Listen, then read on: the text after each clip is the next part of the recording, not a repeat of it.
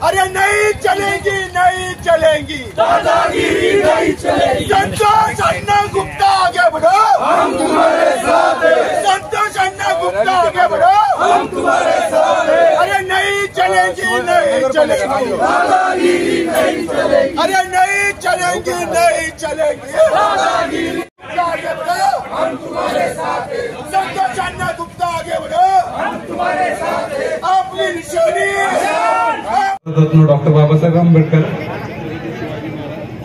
क्रांती सूर्य महात्मा ज्योतिबा फुले यांना प्रथमतः मी वंदन करतो। आपण सगळे ज्येष्ठ मंडळी जमलेले आपल्याला देखील वंदन करतो। या ठिकाणी आपल्याला सुषमाताईंचं भाषण ऐकायचं ना, ऐकायचं ना नांदगावकरांनो? ठीक आहे, मी आपल्या समोर आमदारकीचा उमेदवार आहे अरुण काका निकम यांनी स्टेजवर यावं। या मी आपल्या समोर मी आमदारकीचा उमेदवार आहे। तुम्हाला वाटतं की मी आमदारकीचा उमेदवार आहे? वाटतं का तुम्हाला? वाटतं की मी आमदारकीचा उमेदवार आहे?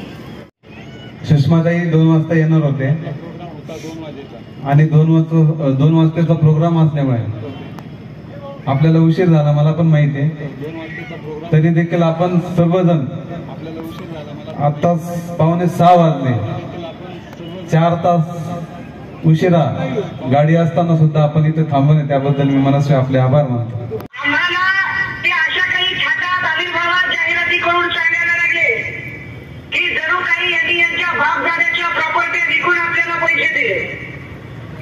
आमच्या बहिणींना जर काही महिन्याकाठी काही पैसे एखाद्या योजनेचे मिळाले तर ते पैसे इथल्या लोकांच्या टॅक्सचे पैसे आहेत, जीएसटीचे पैसे आहेत। एकनाथ शिंदेनी काही तापोऱ्याची जमीन विकली नाही किंवा देवेंद्र फडणवीसांची रेशीम बागेतला बंगला विकला नाही किंवा अजित पवारांनी बारामतीची प्रॉपर्टी विकून आपल्याला पैसे दिले नाही।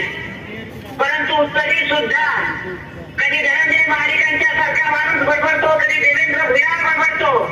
काल रावसाहेब दानवे तर लाथा घालत होते। इकडे संगमनेरमध्ये जयश्री थोरात यांच्याबद्दल अत्यंत गलिच्छ भाषेमध्ये भाजपचे आमदार सुजय विखे बोलतात। हा सत्तेचा माज आहे। हा सत्तेचा माज उतरवण्यासाठी येणाऱ्या 20 तारखेला आपल्याला मशाल या चिन्हावर सगळ्यांना शिक्कामोर्तब करायचं आहे। आणि माझी खात्री आहे की नांदगाव मधला प्रत्येक मतदार याच्यासाठी फार उत्सुक असणार आहे, कारण सत्ताधाऱ्यांच्या आमदाराने नांदगावचं काय वाटोळं केलं ते आपल्या सगळ्यांच्या समोर आहे। कदाचित आज मी तुमच्याशी स्पीकरवर बोलतेय, पण माझा प्रत्येक शब्द तुमच्यापर्यंत पोहोचतोय। कदाचित सत्ताधाऱ्यांच्या गद्दार आमदारांना असं वाटत असेल, कदाचित त्यांचा झिकी वाटत पडला असेल की सुषमा आमदारे आज आपल्यापर्यंत पोहोचू शकल्या नाही, बरं झालं। पण त्यांनी एवढी खैर करण्याचं काहीच कारण नाही। प्रचार संपायला अजून बराच वेळ बाकी आहे आणि मी नांदगावमध्ये कधीही येऊन व्याजा सकट हिशोब घेऊ शकते। गणेश दातोरक यांच्या पाठीशी संबंध पक्ष तर उभा आहेच आहे, परंतु आतापर्यंत त्यांनी ज्या पद्धतीने काम केलं आणि 18 पगड जाती अगदी इथला मराठा साडी वारी कोळी तेली तांदोरी आकार बागवान सुतार लोहार कुंभार या सगळ्या प्रकारच्या सगळ्या समुदायांना एकत्रित घेऊन त्यांनी जे काम सुरू केलं आणि सगळ्यांच्या सोबत सगळ्यांचा माणूस म्हणून आपल्या घरातला माणूस म्हणून त्यांनी जे काम उभं केलं त्यांच्या निष्ठेचं फळ म्हणून सन्माननीय उद्धव साहेबांनी अत्यंत विश्वासाने त्यांना ही उमेदवारी दिलेली आहे। आणि कदाचित तुम्ही सगळे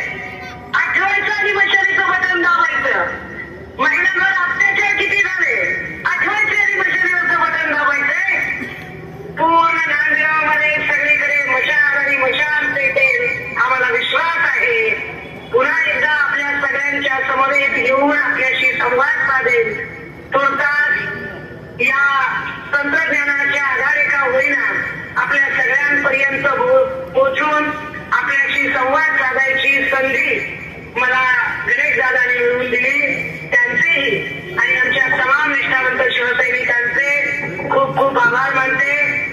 नांदगावकरांची पुनश्च एकदा क्षमा मागते. मी असं म्हटलं होतं घरी दाखल झाला ना की मी 8-8:30 पर्यंत पोहोचते, परंतु पोलिसांचा आपल्यावर किती प्रेम आहे तुम्हाला माहिती आहे. 7:30 पर्यंतची दिली आहे, त्यामुळे मी 8ला पोहोचले तरी त्या सभेमध्ये मी बोलू शकणार नाही. कारण मी बोलू नये यासाठी सगळीकडून जो ट्रॅप टाकण्यात आला त्याचा परिणाम म्हणून मला पोहोचता येत नाहीये. परंतु आपण सगळे समंजस लोक आहात. तुमच्या सगळ्यांची बहीण म्हणून, तुमची लेक म्हणून, तुमच्यापैकी एक म्हणून आवाहन करते की 20 तारखेला सन्माननीय उद्धव साहेबांना पुन्हा एकदा मुख्यमंत्री पदावर बसवण्यासाठी आणि पुन्हा एकदा हा महाराष्ट्र गद्दारी सहन करत नाही हे ठामपणे सांगण्यासाठी स्वाभिमानाची मशाल पेटूया. थांबते, रजा घेते. जय हिंद, जय महाराष्ट्र. मी ताईंचं बोलणं याच्यासाठी करून दिलं.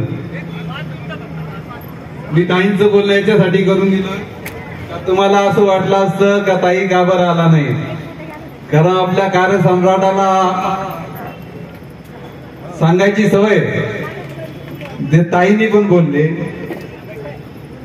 का मी सांगितलं म्हणून आली नाही, तर ताईचा टेक्निकल प्रॉब्लेम होता. ते ऍक्च्युली फ्लाईटने येणार होते. त्यांच्या 3 सभा ओझर, पिंपळगाव कॅन्सल झाली आणि त्या डायरेक्ट मालेगावला तर आपल्याकडे 8 वाजता येणार होता. पण आपला टायमिंग फक्त 7 वाजेपर्यंतचा असल्यामुळे आपण त्यांना सांगितलं का तुम्ही लाईव्ह करा, बाकी काही हे नाही.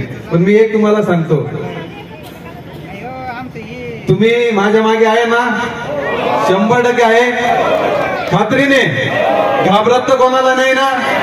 तुम्ही एक गोष्ट लक्षात घ्या, आपल्याला लोकशाही टिकवायची असेल, आपल्याला दडपशाही काढायची असेल तर मशालीच्या मागचं बटन दाबलं पाहिजे. दुसरी गोष्ट, संतोष अण्णा गुप्ता सारख्याचा निरपराध माणसाचा जो अत्याचार झालाय, खोट्या गुन्ह्यामध्ये बिचारा अडकलेला आहे, त्याचा अत्याचाराचा बदला जर तुम्हाला घ्यायचा असेल मायबापांना, तर तुम्हाला मशाली समोरचं बटन दाबायचं आहे. तुम्ही जे बसले ना, तुमचे रेशन कार्ड चालू नाही, 15-20 बरोबर आहे ना, रेशन कार्ड चालू आहे तुमचे, किती जणांना नाहीये, बरोबर आहे ना. तुमचे रेशन कार्ड चालू करायचे असतील तर मशाली समोरचं बटन दाबा. जे घरकुल बोलता खोटे वाटले, बरोबर ना, तुम्हाला रेशन कार्ड 15-20 हजार रेशन कार्ड खोटे वाटले. चष्मे वाटले, चष्मे पण खोटे होते का नाही? चष्मे कसे होते, बरोबर आहे ना. तर एक गोष्ट लक्षात घ्या, या सगळ्या ज्या गोष्टी चालल्या त्या तुमच्या आमच्या हिताच्या नाही. विश्वास ठेवून आम्ही त्यांच्यावर विश्वास, आणि त्यांनी आमच्यावर मागे प्रत्येक क्षणाला ते उभे आहेत आमच्या मागे, प्रत्येक क्षणाला. त्याच्यात माझ्या मुलाचा इतकं मोठं ऍक्सिडेंट झालं त्यावेळेस तर म्हणजे प्रत्येक गृहिणीला माहिती असतं की नवरा किती सोबत राहायला पाहिजे. माझा मुलगा 15 दिवस हॉस्पिटलमध्ये कोम्यात होता आणि काय ती निघाली परिस्थिती. पण हे जे राजकारण आहे असं व्हायला नाही पाहिजे आणि प्रत्येकाने हे समजून घ्यायला पाहिजे. भीती नाही, भीती कशाला, काय हे आज जे चाललेलं आहे ना, हे 2-4 दिवस म्हणजे 2-4 महिने चालणार आणि तुम्हाला 1 पैठणी, 2 पैठणी, 4 पैठण्या भेटणार. पण तुमच्या मुलांचं भविष्य, तुमच्या प्रत्येकांच्या मुलांचं भविष्य इतकं म्हणजे खालच्या स्तरावर जाईल. हे काय तुम्हाला हे आज पैसे भेटतील, सगळ्या आमचं महिलांचं काम आहे हे की आमच्या मुलांना कोणत्या याच्यावर लावायचं आहे. आणि हे इतकं म्हणजे हे घाणेरडं राजकारण आहे की तुमच्या मुलांना तुम्हाला पैसे देऊन, पैठण्या देऊन, किती पैठण्या घालतील तुम्ही, किती